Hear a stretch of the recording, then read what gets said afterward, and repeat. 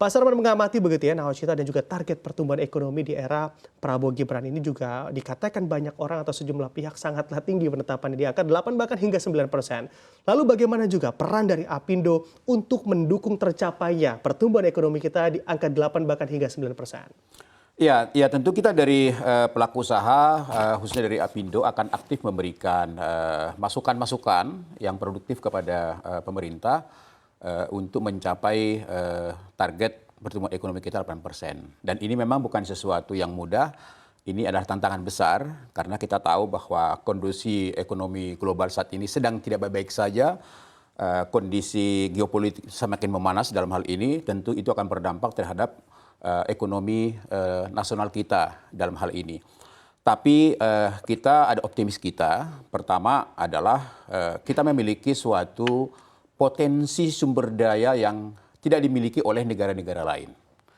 Makanya kami dari pengusaha akan mendorong, pertama adalah terutama yang menyangkut dengan hilirisasi.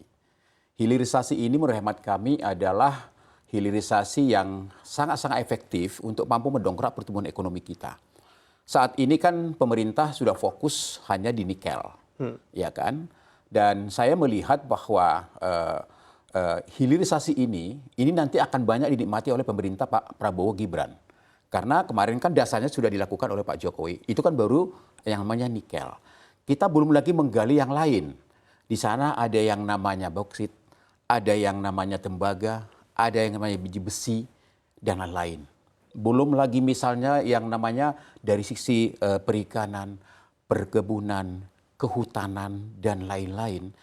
Ini kalau betul-betul diolah di dalam negeri sebelum diekspor, kita sangat yakin ini adalah merupakan kekuatan baru kita untuk bisa mendongkrak ke angka 8%. Nah, itu adalah merupakan sesuatu kekuatan kita. Itu pertama. Tentu yang kedua, kita lihat bahwa struktur ekonomi yang dibangun oleh Pak Prabowo dengan kabinet yang gemuk ini, tapi kami lihat ada yang fokus. Ya, pertama, ada Kementerian Koperasi tersendiri dia. Tentu ini juga kan bagaimana supaya potensi koperasi ini yang selama ini katakanlah sudah tidur, ini kita bangunkan kembali. Karena koperasi ini kan dulu soko guru bangsa dan ekonomi kita. Dan itu sampai ke desa-desa. Dulu waktu nyawa Pak Harto itu ada yang namanya koperasi unit desa yang mampu mensuplai berbagai kebutuhan barang-barang di desa. Ini kalau bisa dihidupkan kembali menjadi sendi salah satu sendi ekonomi kita, ini kan mampu juga mendobrak ekonomi kita. Itu koperasi. UMKM kita saat ini yang jumlahnya 60 juta. Ini juga potensi yang sangat luar biasa, yang mampu juga memberikan kontribusi terhadap pertumbuhan ekonomi kita. Bagaimana supaya mereka bisa naik kelas, ya kan? Pak Jokowi juga sudah katakanlah sudah membuat dasarnya, fondasinya. Bagaimana supaya dari mikro itu bisa ke kecil, dari kecil menengah, syukur menjadi besar. Ini diharapkan kinerja daripada menteri-menteri ini dalam 100 hari ke depan. Apa yang dilakukan? Kemudian ada yang baru lagi Kementerian Ekonomi Kreatif. Ya kan? Ini juga potensi yang luar biasa.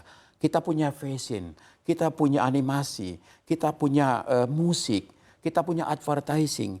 Banyak sekali peluang-peluang yang bisa dimanfaatkan oleh anak-anak bangsa kita. Ini kalau bisa dibina dan diberdayakan dengan baik. Jadi menurut hemat kami begini, bahwa apabila efektivitas kabinet yang baru ini dengan fokus-fokus yang ada tadi saya katakan, ada Kementerian Ekonomi yang baru tadi itu saya rasa tidak sesuatu yang mustahil bisa kita mencapai 8%. Kemudian juga adalah yang paling penting juga adalah ada kebijakan Pak Jokowi yang wajib juga harus kita teruskan adalah bagaimana belanja-belanja pemerintah. Apakah itu APBN, APBD, dan BUMN itu mengutamakan membelanjakan produk-produk dalam negeri. Itu kan hampir 1.000 triliun. Itu kalau berputar di Indonesia, itu juga akan menggerakkan berbagai manufacturing. Itu akan menggerakkan berbagai UKM-UKM kita. Dan itu juga akan menggerakkan berbagai sektor-sektor usaha di Indonesia. Nah, ini juga akan mampu mendongkrak daripada pertumbuhan ekonomi kita. Tentu akan kita lihat bagaimana juga pemerintah membuat strategi untuk mendorong agar daya beli masyarakat kita juga semakin meningkat dalam hal ini. Jadi kalau kami dari pengusaha akan selalu positif, akan selalu mendorong, akan selalu memberikan masukan-masukan bagaimana supaya target-target ke 8% bisa tercapai. Tentu pertama adalah bagaimana kita menjaga supaya kita punya modal kuat agar pertumbuhan ekonomi kita 2024 ini betul-betul tetap di angka 5%. Berarti pertumbuhan ekonomi kita di kuartal 4 ini harus di atas 5%. Apakah mudah-mudahan 5,1 misalnya. Itu menjadi harapan kita kan. Ya. Nah, tentu harapan kita adalah ya di tahun 2026, 2027 mudah-mudahan bisa naik 0,5-1% sehingga nanti di 2029, 5 tahun ke depan bisa mencapai 8% sehingga juga setiap pertumbuhan 1% bisa katakanlah menyediakan lapangan pekerjaan yang cukup signifikan sehingga lapangan pekerjaan juga tersedia. Oke, jadi Anda memandang kabinet gemuk di kabinet Merah Putih saat ini juga dapat mendorong begitu ya, optimisme baru juga untuk mencapai pertumbuhan ekonomi di 8%. Ya, makanya kita tunggu nih. Ya. Jadi artinya kan gini, kita ingin bahwa nggak apa-apa gemuk gitu kan, tapi lincah gitu loh ya. Oke. Jadi gemuk, tapi juga gemuk juga karyanya gitu kan ya. Oke. Dan catatan yang paling penting adalah jangan sampai gemuknya kabinet ini menghambat pelayanan kepada masyarakat dan dunia usaha gitu loh. Jadi gemuk nggak apa-apa, tapi betul-betul dapat dirasakan manfaatnya, dapat kita lihat bahwa gebrakan-gerakan dan program kerjanya nyata untuk masyarakat dan dunia usaha. Oke, gemuk tapi lincah gitu Anda Betul. katakan Mas Arman ya. Saya akan bertanya juga kepada Bu Diana. Bu Diana, bagaimana juga dari Kadin DKI Jakarta begitu untuk mendukung target dari pemerintah mencapai pertumbuhan ekonomi di angka 8 bahkan hingga 9% Bu Diana. Silakan. Ya Mas, kami masih yakin dan optimis ya bahwa untuk pertumbuhan ekonomi 8%. Tapi kita tahu memang banyak potensi dan peluang-peluang yang bisa dioptimalisasi seperti yang tadi sudah disampaikan oleh Pak Sarman. Tapi ingat bahwa pertumbuhan ekonomi setelah reformasi itu belum pernah bertumbuh menjadi 7%. Jadi saya akan menyorotinya tidak potensinya saja, tetapi adalah bagaimana syarat-syarat untuk mencapai hal itu. Kemudian tantangan yang memang kita hadapi bahwa ini tidak mudah. Kalau berbicara tadi 7% saja setelah reformasi tidak pernah, sekarang akan mencapai 8%. Walaupun tentu kita dari Kadin dan tentu Pak Sarman juga dari Apindo semua akan mendukung hal ini. Tapi pencapaian pertumbuhan ini kita berharap bahwa bisa ada menciptakan ekspektasi positif yang tadi sudah disampaikan bahwa kabinet yang gemuk. Nah ini penting sekali karena ekspektasi positif dari publik atau masyarakat untuk meyakini kebijakan-kebijakan yang akan diambil itu akan mempengaruhi bagaimana ekonomi bisa bertumbuh dan bisa memotivasi teman-teman juga di dalam mendorong pertumbuhan ekonomi, termasuk adalah kontribusi dari teman-teman. Ini penting, jadi harus dilihat tantangannya. Tantangannya adalah bukan cuma di dalam negeri.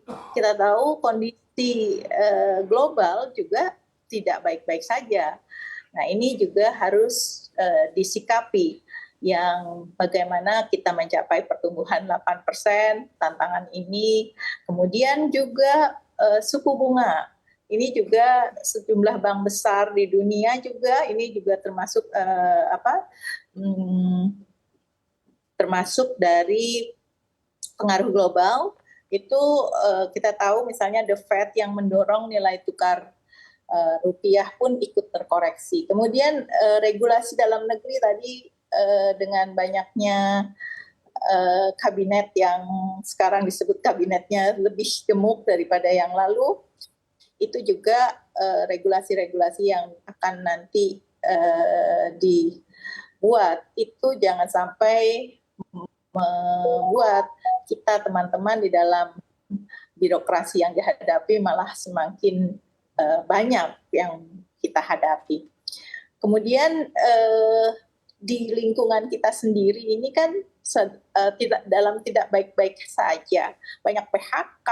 Nah, ini juga pengaruh sehingga nanti apa yang menjadi harapan kita apakah bisa tercapai. Nah, ini yang kita bukannya tidak mendorong untuk bersama-sama bagaimana pertumbuhan ekonomi, tapi kita harus membaca juga ada tantangan dan syarat-syarat yang harus kita penuhi. Karena sudah disampaikan dari awal bahwa Ketum Kadin Indonesia pun Mas Arsyad Rashid sampaikan seperti itu, kita siap untuk pertumbuhan ekonomi 8% juga termasuk tadi Pak Sarman sampaikan. Potensi ada, peluang ada, tetapi tantangannya jangan lupa yang kita harus juga hitung dengan baik.